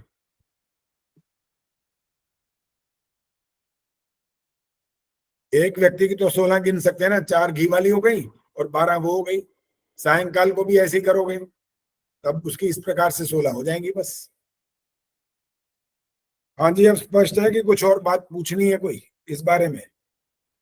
आचार्य जी एक बात मुझे पूछनी। हाँ बोलो। आचार्य जी अभी कुछ दिन पहले मैं YouTube में वो है विश्वंगम जी, उनका सुन रही थी। वो कह रहे थे कि जो सायंकालीन के मंत्र है वो पहले बोलने चाहिए, क्योंकि जब सृष्टि आरंभ हुई थी तब तो अंधेरे में थी, दिन तो बाद में हुआ, तो सायंकालीन के मंत्र पहले करने चाहिए। उन्होंने जो व्याख्या भी करी हुई है तो सायंकालीन के मंत्रों की पहले व्याख्या करी है। किसने की है? वो इसी में ही मैंने पढ़ा था, विश्वंगम जी है। जानता हूँ मैं, ठीक है। हाँ जी। इसमें कोई ऐसा लॉजिक दिख तो नहीं रहा कि सायंकालीन वाले पहले पढ़ो। आप अगर प्रातः काल जब यज्ञ कर रहे हो तो सायंकाल के मंत्र पहले किस लिए? आप प्रातः काल हुई है कि सायंकाल हो गई? अब आचार्य जी उन्होंने जो रीजन बताया वो यही बताया कि जब सृष्टि आरंभ हुई थी तो पहले अंधकार में थी। अच्छा, फिर आगे? बस उसके बाद दिन हुआ, इसलिए पहले सायंकालीन की करो, मतलब रीजन बताया उन्होंने यही। और वैसे भी सायंकाल का मतलब अंधेरा नहीं होता है, रात्रि नहीं होती है, सायंकाल कुछ और ही होता है। गोधूली वेला बोलते हैं उसको, जिस समय गौएं आ रही होती है, वहां पर प्रकाश होता है वहां। और अगर प्रलय की बात करोगे ना, वहां तो ऐसा घुप होता है कि आप 4 आंख या 8 आंखें भी लगा लो ना तब भी कुछ नहीं दिखता। प्रलय में कुछ नहीं दिखता, क्योंकि वहां पर कुछ जीवात्मा के अंदर वो ज्ञान होता ही नहीं है, शरीर ही नहीं होता, तो देखेगा क्या? आचार्य जी। हाँ जी बोलो। मैं ये कह रही थी कि देखो अभी हम अपने ग्रुप में मेरे जो मन में एक बात आई, अपने हम ग्रुप में डिस्कशन पढ़ रहे थे, आप भी लिख रहे थे, दूसरे भी लिख रहे थे, नहीं पहले ये होती है पहले।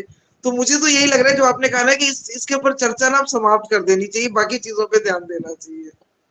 सच मतलब बिल्कुल समाप्त करनी है। और ये हाँ, देखो जिस समाज में जो चल रहा है ना, आप जिस समाज में जाते हो, जिससे जुड़े हुए हो, वहाँ जो चल रहा है देखो आपको वैसे, मतलब आश्रमों में भी जाओ ना, अलग अलग आश्रमों में अपने अपने सिस्टम से यज्ञ चल रहा होता है, आपको वैसे ही करना होता है। तो फिर मुझे तो लगता है कि ठीक है यज्ञ हो रहा है, यही बहुत बड़ी बात है। इतनी डिस्कशन करके, एक तो वैसे ही इतना कम चलता है आर्य समाजों का, ऊपर से हम इतनी बहसबाजी करें तो और रुकेगा। तो ठीक है, अब इसको समझे हम, इनके अर्थों को, और आगे चले अपना। मेरे मन में ये विचार आ रहा था। मैं ठीक है बहुत जी, बिल्कुल ठीक विचार है, कोई गलत नहीं है, क्योंकि इस पर और चिंतन करने से निर्णय कुछ होगा नहीं, निर्णय नहीं होगा बस। बाकी देखो ये आपस आपकी में बात समाज में सही जाके है बहन बोलेंगे जी, ये नहीं करो, विजय भूषण जी ने ये कहा, लेकिन जैसे है ना उन्होंने जो किसी हम का घर नाम में लिया, करते हैं तो देखो कई बार ना उसमें हम सीखने उनकी वाली बात बात को है। समझ नहीं पाते। आर्य समाजों में जाते हैं या किसी और जगह जाते हैं, वो चलो वो तो अपनी मर्जी से करवाते हैं। जब हम अपने घर में रोजाना करते हैं यज्ञ, तो ये गुरुजी से सीखने वाली बात है कि हम कैसे करें और कैसे मतलब विधि होनी चाहिए।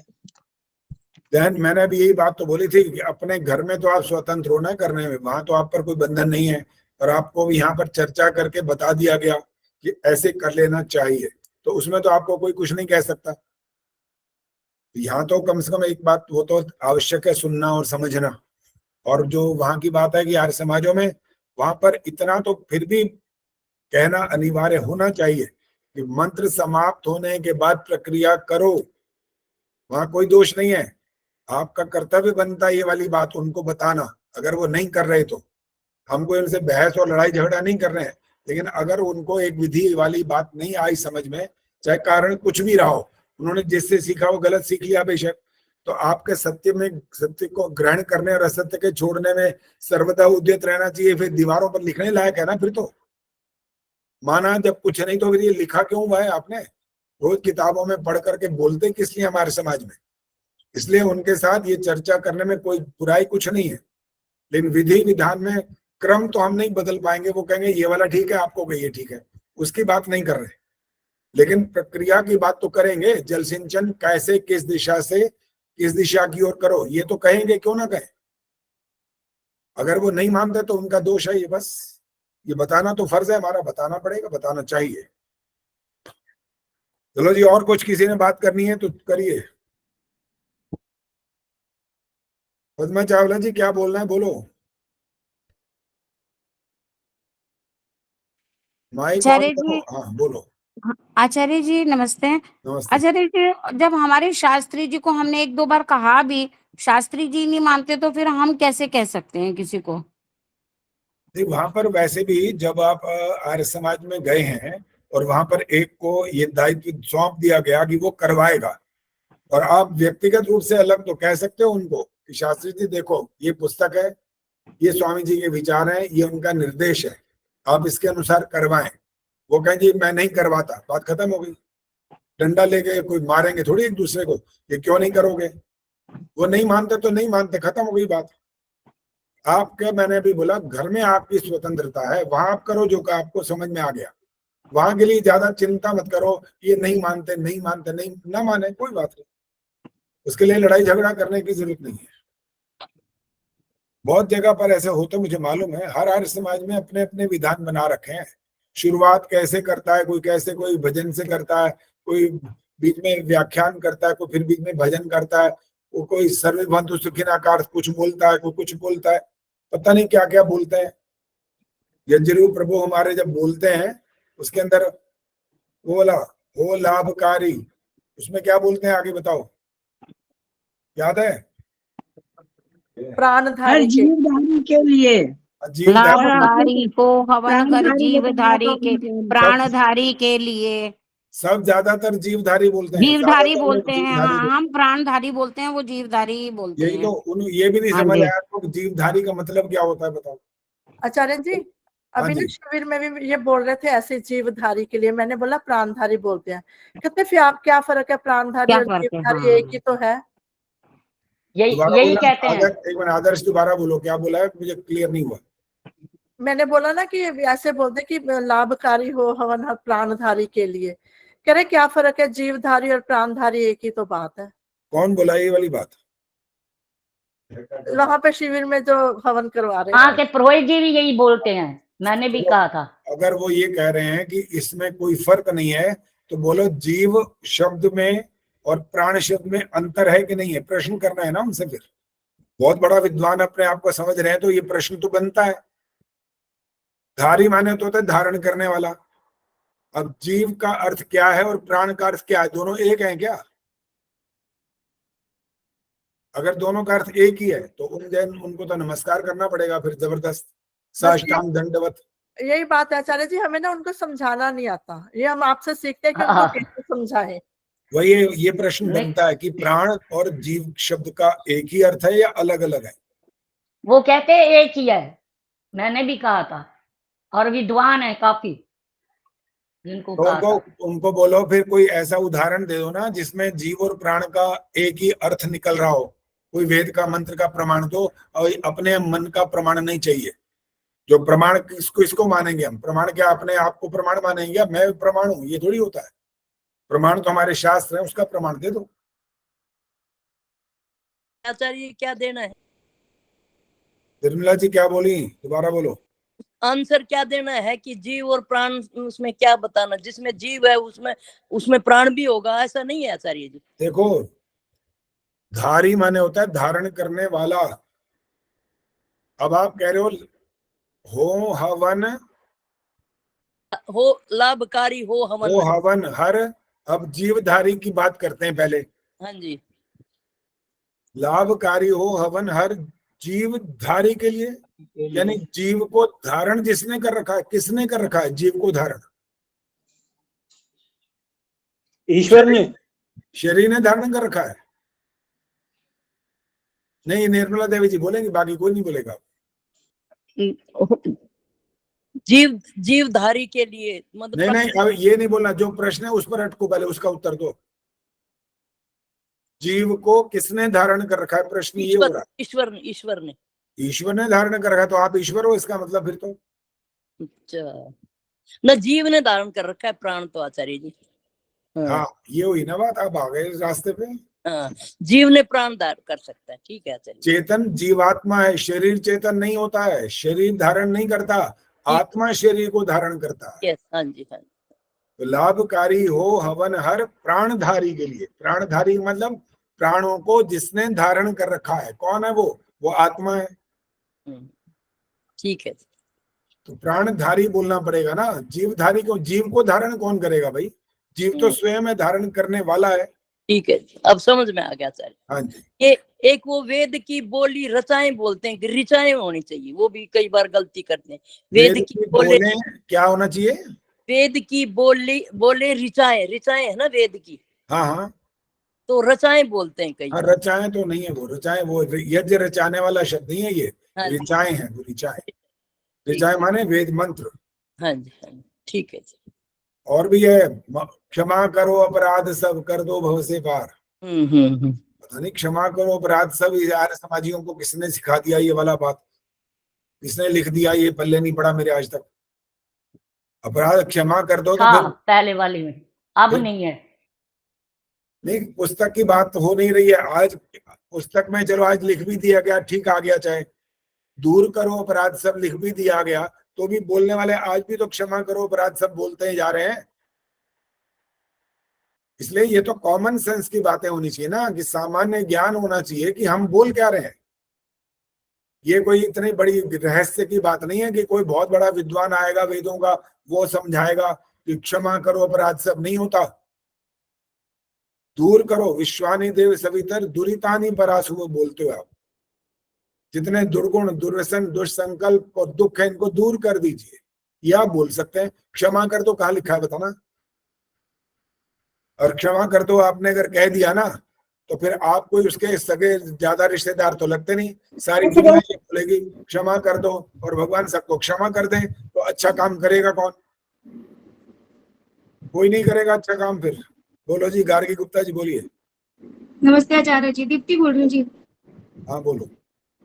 आचार्य जी, एक तो मैं ये कह रही थी, ये जो हम अशुद्धियों के साथ ये प्रार्थना मंत्र गाते हैं, तो आप अगर शुद्धि करके कि हम कैसे गाएं वो कर सके, इन शब्दों को चेंज करके, तो हमारे लिए बहुत आसानी हो जाएगी इस चीज के लिए। समझ आए नहीं पूरी बात आपकी, क्या कहना चाहते हो? ये जो हम यज्ञ प्रार्थना गाते हैं, इनमें जो अशुद्धियां है, ये जैसे जीवधारी का तो हम प्राणधारी कर लेते हैं इतना तो, लेकिन और भी होते, क्षमा करो अपराध सब। ये लाइन अब लय में तो बन चुकी है, लेकिन इसके लिए हमें क्या गाना चाहिए, क्या शब्दों का प्रयोग करें उस तरह से, मतलब दूर करो अपराध सब कर दो भव से पार। हो गया, दूर करो है बस ये दो अशुद्धियां हैं इसमें, ये प्रार्थना में। ठीक है आचार्य जी। आचार्य जी, एक बात और है। हाँ जी, जब आत्मा शरीर छोड़ देती है तो वो एक सूक्ष्म शरीर के साथ विचरती, मतलब जहाँ उसको जाना है वो विचरती है। तो वो उसका जो पहले तो साधन शरीर था जहाँ भी जाना है, अब उसका साधन क्या होता है उसके बाद? वायु। वायु से, जैसे मतलब आकाश में एरोप्लेन हम उड़ता है मैंने एक शब्द बोला, मतलब ये वायु नहीं था यहाँ, वो आकाश, वायु, अग्नि, जल आदि जो पदार्थ है ना, इनके माध्यम से वो गति करता है आगे। और जहां उसको जन्म ईश्वर की व्यवस्था में लेना होता है तो अन्न आदि के माध्यम से वो शरीर में प्रवेश करता है, और उसके बाद गर्भाधान प्रक्रिया के माध्यम से वो शरीर अपने नया शरीर को प्राप्त कर लेता है। और अगर मुक्ति में जाना होता है तब शरीर खत्म, समाप्त। तब वो कैसे इन्हीं साधनों से विचरेंगी आत्मा? देखो भाई, बीच में दूसरा कोई नहीं बोलेगा, एक प्रश्न चल रहे हो ना, पहले वो चुपचाप सुनते रहो बस, दीप्ति दोबारा बोलो। अगर आत्मा मुक्ति की ओर बढ़ रही है तो वो किन साधनों से, किस माध्यम से विचरेंगे? अनाहत गति बोलते हैं इसको। अनाहत गति माने कोई बीच में विरोध नहीं होता, कहीं व्यवधान ही नहीं होता, कहीं भी जा सकता है पूरे ब्रह्मांड के अंदर। ब्रह्मांड समझते हो? ब्रह्मांड। अभी इस समय अगर इस ब्रह्मांड को समझाने की थोड़ी सी कोशिश करूं तो ये मान लो एक मिनट लिए एक पूरा गोल चक्र है, ठीक है, गोल है कोई, मान लो जैसे पृथ्वी है, चलो, और इसके हमने यूं 4 भाग कर दिए, और 4 भाग में से चौथा एक हिस्सा 1/4, इस समय ईश्वर ने सृष्टि की रचना इस 1/4 में की हुई है। 3 खाली पड़े हैं। एक ने प्रश्न किया, वो खाली किस लिए पड़े हैं भाई? तो उन्होंने कहा देखते रहे, उत्तर को देने के लिए मैं थोड़ा सा तेरे को कटाक्ष करूंगा थोड़ा सा, तो घबराना मत इस बात से। तुम्हारा जो ताकत है शरीर की वो इतनी है कि तुम्हें वजन दे दिया जाए उठाने के लिए तो तुम 20 किलो आराम से उठा लोगे बस, और तुम्हारे बारे मैंने 100 किलो रख दिया तो मुझे बुद्धिमान कौन कहेगा? तो अपने आप तो रख नहीं सकता, रखना मैंने है, तो मैं 20 किलो ही तेरे ऊपर रखूं तो वही बुद्धि तो यही कहती है ना, 100 किलो क्यों रखूं? क्योंकि 100 किलो रखूंगा और तू धड़ाम से नीचे गिरेगा, मरेगा, और लोग मेरे ऊपर गालियां देंगे, तो ये कैसा आदमी है भाई, इसको अक्ल नहीं है, ये तो 20 किलो उठा सकता था, तुमने 100 किलो क्यों रखा? अब इसका अर्थ समझ में आया कुछ के नहीं? इसका अर्थ ये है कि 3 हिस्से में जाने की योग्यता ही नहीं है इंसान में, वो इसी में नहीं जा सकता पूरा, इसी की नहीं पार पा सकता, तो वहां ईश्वर सृष्टि की रचना करे किस लिए, किसके लिए? क्या करेगा वहां कर? कुछ करी आप जा ही नहीं सकते वहां पर। ब्लैक होल सुना है ना आपने दीप्ति? Black hole. हाँ जी। और इसके आगे इतनी गैलेक्सीज और पता नहीं क्या क्या है अभी, और यहाँ तक तो जो एक साधारण भाषा में बोला जाता है, बच्चों को भी स्कूलों में समझाया जाता है कि इतने तारे हैं, इतनी दूर हैं कि आज तक उनकी रोशनी यहाँ नहीं पहुंची धरती पर। जी। पृथ्वी से लाखों करोड़ों गुना ज्यादा और बड़े। जी। तो वहां पर आत्मा, बोलो आत्मा वहां तक पहुंच सकती है? आत्मा जा सकती है कहीं भी।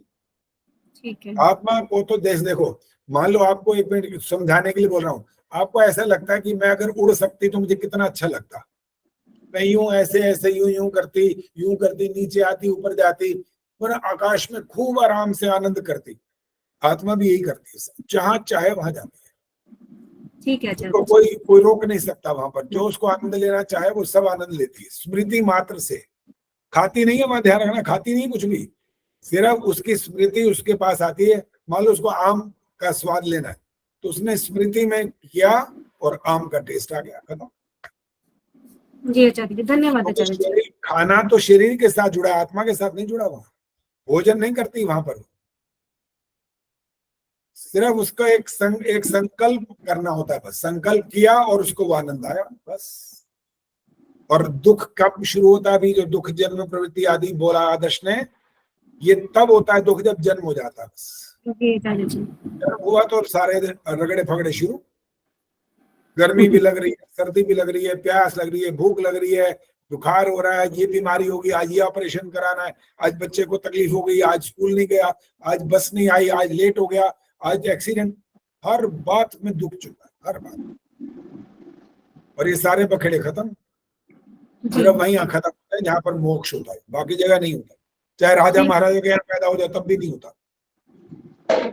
आचार्य जी एक छोटी सी बात मेरी है कि संध्या में आज आचार्य जी संध्या में आचमन एक बार करते हैं 3 बार? संध्या में 3 बार जी, और मंत्र भी 3 बार बोलते हैं?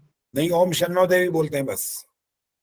नहीं, शन्नो देवी एक ही बार बोलेंगे और 3 बार आचमन कर लेंगे? हाँ, 1 बार बोलेंगे और 3 आचमन करेंगे। जी ठीक है। हाँ जी, और किसी ने कुछ पूछना है तो पूछिए। आचार्य जी बोलो जी। जो है आत्मा पुरुष के शरीर में आएगी फिर स्त्री के में होगा आएगी वो आत्मा? आवश्यक नहीं है, ये किसी के भी शरीर में जा सकता है।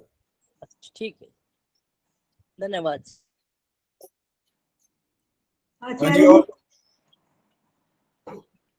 बोलो जी। सुशीला जी बोलिए। आचार्य जी, ईश्वर के एक हिस्से में सृष्टि बनी है, 3 हिस्से खाली हैं। हाँ, तो जो मुक्त आत्माएं होती हैं वो उन 3 हिस्सों में भी घूमती हैं? वो तो कहीं भी जा सकती है, कहीं भी, जहाँ तक ईश्वर है वहीं तक जा सकती हैं। बिल्कुल, जहां तक ईश्वर की पूरी व्यवस्था है, व्यवस्था तो ईश्वर की है, वहां भी जो खाली पड़ा है हमारे लिए खाली है ना। ईश्वर तो सर्वव्यापक है, तो वहां मौजूद है, उसको रोक टोक नहीं है कहीं भी। एक अभी आपने कहा था ना जीवात्मा अनाहत गति से घूमती हैं। हाँ हाँ, और यहाँ पे आपने अव्याहगति लिख रखा है, ये एक ही मतलब है दोनों का, अनाहत गति और अव्याहगति? वो एक ही बात है। ठीक है, धन्यवाद आचार्य जी। हाँ जी, और कुछ?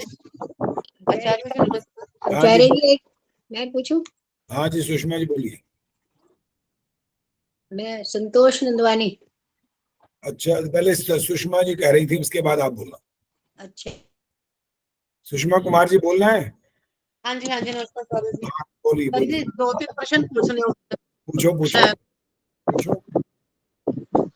उसमें जो प्रश्न नंबर 17 और 18 उसमें प्रश्न पूछेंगे तो हम बताएंगे 4-3-0 सीधा वर्ड में बोल दो। आवाज कट रही है, नहीं समझ में आ रहा कुछ भी, आवाज कट रही है, पता नहीं लग रहा कुछ भी। प्रश्न नंबर 17 और 18 नहीं है 40 अगर आप प्रश्न पूछेंगे तो हम इसको फिगर्स में बताएंगे, वर्ड्स में। अब आप सुनो बस। अब आचार्य जी मैं पूछूं एक प्रश्न?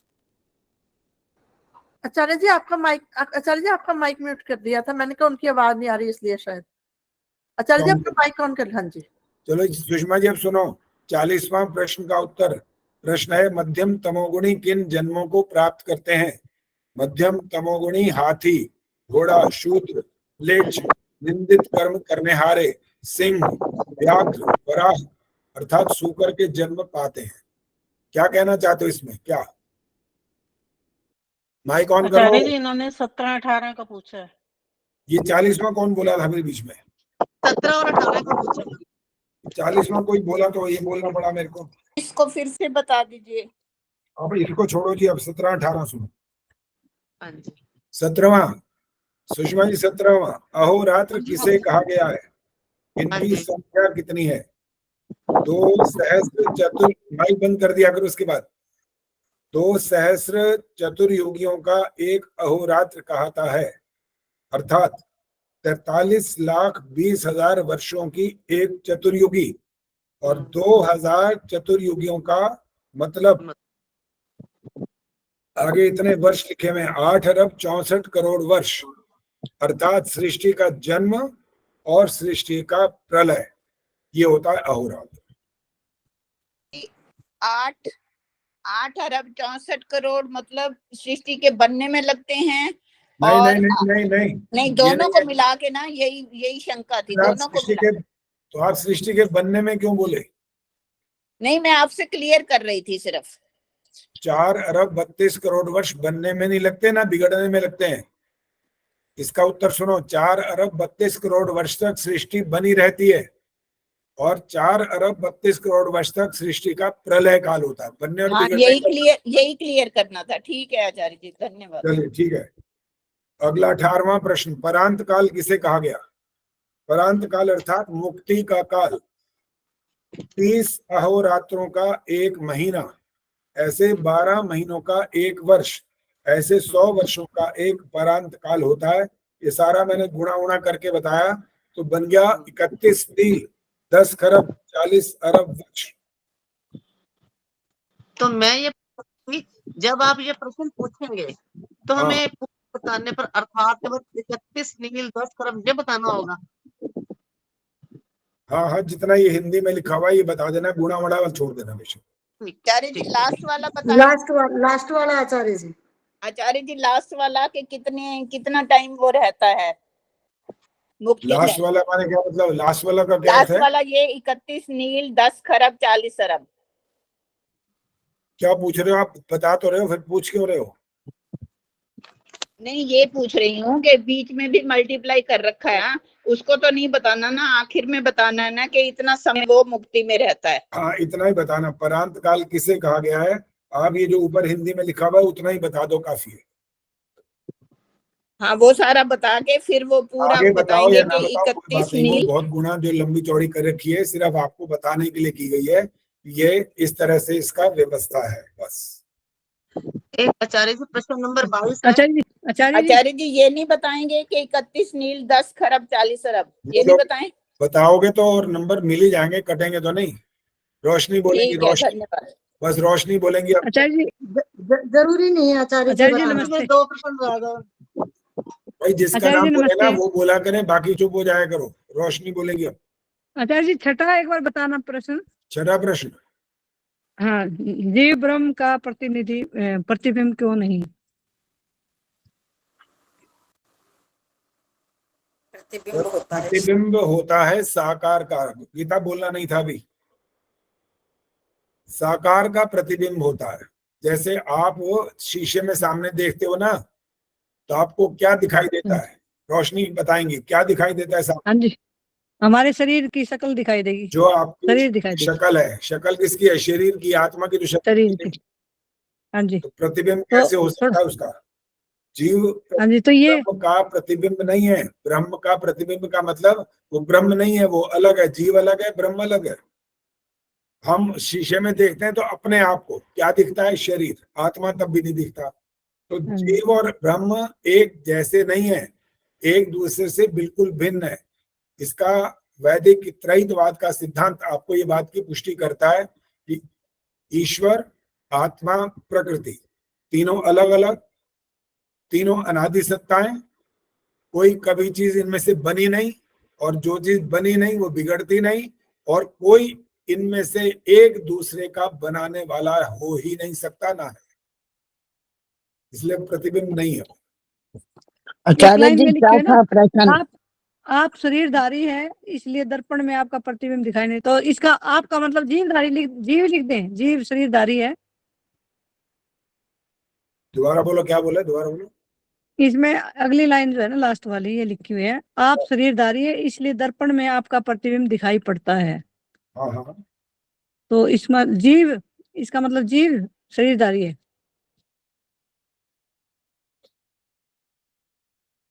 जीव ने शरीर को धारण कर रखा है, ये वाक्य ऐसा बोलो, या जीव शरीरधारी है, तो भी एक ही बात है। हाँ जी, ठीक है, थोड़ा कंफ्यूजन सा था ये। आचार्य जी चौथा प्रश्न। कौन सा जी? सुदर्शन जी बोलो, कौन सा? चौथा अंतःकरण किसे कहते हैं? ये क्या कार्य करता है? मन, बुद्धि। ये अंतःकरण लिखा हुआ नहीं है, क्या किसे कहते हैं ये नहीं लिखा हुआ। अंतःकरण किसे कहते हैं? मन, बुद्धि, चित्त और अहंकार को कहते हैं। इसी से तो आगे बात चल रही है। नहीं, यही कहेंगे। हाँ जी, मन, बुद्धि, मन, बुद्धि और चित्त अहंकार को अंतःकरण कहते हैं। हाँ जी, इसके माध्यम से संकल्प, विकल्प, निश्चय, स्मरण ये तो ठीक है, धन्यवाद। आचार्य जी इसी में मुझे एक कंफ्यूजन है, प्लीज, मैं इंदिरा बोल रही हूँ। हाँ बोलो जी। आचार्य जी हमने ये पढ़ा था कि जब आत्मा मन को और मन जी, तो यहाँ पर हम ये कह रहे हैं कि मन बुद्धि चित्त और अहंकार के माध्यम से ये कार्य करता है। संकल्प विकल्प निश्चय स्मरण कौन करता है ये सब? जी, इसमें जो मैंने उतारा इसमें मन चित्त, मैं प्रश्न ये कर रहा हूँ, ये कौन करता है ये सब? जी ये मन बुद्धि चित्त अहंकार के माध्यम से कौन करता है, मेरा यही प्रश्न है आचार्य जी कि आत्मा हमने आत्मा ही करेगा सारा। देखो, आत्मा करता है। बिना आत्मा के आपका सारा का सारा जो भी कार्यक्रम है सब जीरो है। जी आचार्य जी, तो और जो इसके क्या है, यूं कहना चाहिए इसके सैनिक हैं, ये अपने अलग अलग काम करते हैं। जी आचार्य जी, तो इसमें हम आत्मा का बोले, क्योंकि इसमें हमने आंसर में केवल मन बुद्धि चित्त अहंकार के माध्यम से संकल्प विकल्प करता है ये है, तो मुझे यही आया था कि क्या आत्मा जोड़ूं इसमें? नहीं, आत्मा नहीं जोड़ना जी, आत्मा नहीं जोड़ेंगे। हाँ जी, रेखा गर्ग बोलिए, और अंत में है बस, इसके बाद और बात नहीं होगी। नमस्ते आचार्य जी। हाँ जी बोलिए। आचार्य जी दूसरा प्रश्न है, उसमें चौथा जो उसका भाग है अनित्य, अर्थात यह शरीर सदा बना रहेगा। हाँ। तो अनित्य है या नित्य आएगा आचार्य जी यहाँ पे, क्योंकि ये शरीर सदा बना रहेगा। देखो, अनित्य अर्थात आगे अर्थात में जो स्पष्ट किया है ना, क्या क्या समझ रहा है वो? ये शरीर सदा बना रहेगा, ये समझ रहा है व्यक्ति। हाँ आचार्य। ठीक है। हाँ। अनित्य का मतलब नित्य माने क्या होता है और अनित्य माने क्या होता है वो पता है आपको, लेकिन उसको आगे स्पष्ट किया गया है। ये नित्य है शरीर क्या अनित्य है, ये बताओ? अनित्य। अनित्य है ना, तो यह अनित्य माने क्या होता है? अनित्य माने बना नहीं रहेगा, जो नित्य न रहे, समाप्त हो जाए। ठीक है। तो इन्होंने यही तो है, ये शरीर सदा बना रहेगा ऐसा हम समझ लेते हैं तो ये गलत हो जाता है ना। ऐसा तो होगा नहीं, इसलिए अनित्य। अच्छा अच्छा, ये अनित्य है, हम ये समझ लेते हैं कि शरीर सदा बना रहेगा। हाँ ये है। अच्छा, कभी कभी उसी बात को दूसरे ढंग से स्पष्ट करना होता है। गीता तिवारी विलास बोलो भैया, इसके बाद मैं इसी में पूछ रही थी कि इसको इस प्रकार भी बोल सकते कि अनित्य में नित्य बुद्धि होना। अनित्य में नित्य बुद्धि होना, कहने को तो कुछ भी कह सकते हैं, अर्थ हमें समझ में आना चाहिए। अर्थ समझ में आना चाहिए, उसका अर्थ अनर्थ ना कर दे, बस ये ध्यान रखना पड़ेगा। आचार्य जी एक और छोटी सी क्वेश्चन था कि ये जो दैनिक यज्ञ में अगर सृष्टिकृत की आहुति देते हैं तो क्या दोष लगता है क्या?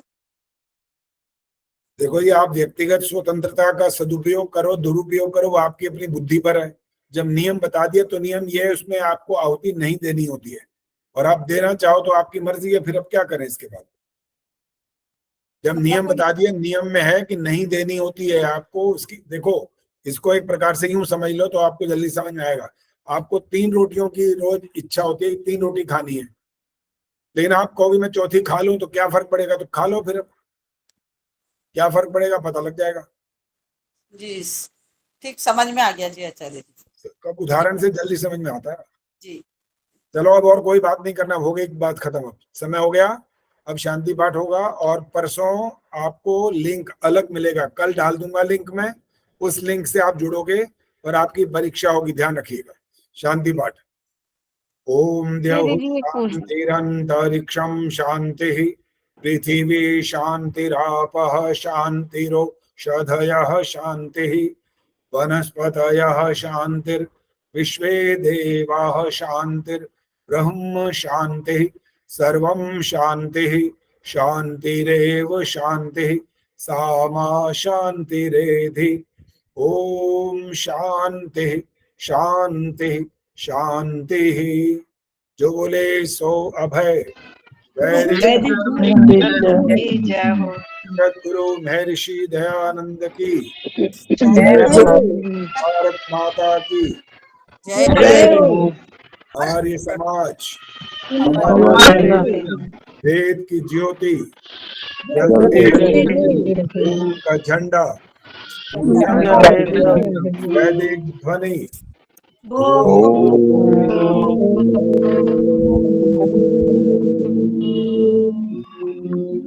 वैदिक अभिवादन सभी को।